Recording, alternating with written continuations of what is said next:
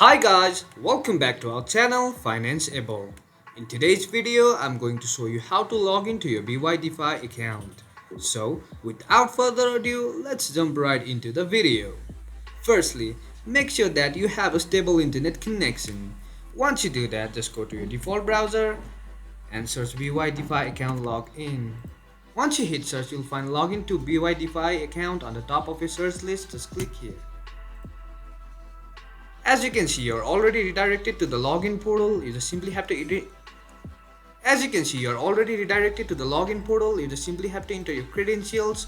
You can either log in with your email, mobile, or you can also scan your QR code in order to log in. Now, as you can see, you're already redirected to the login portal. You can which... Now, as you can see, you're already redirected to the login portal. You can either log in with your email, your mobile, or scan with your QR code. In case you forgot your password, you can click here and reset it. If not, then just log in. That's it for today, guys. If you find this video helpful, then don't forget to give thumbs up.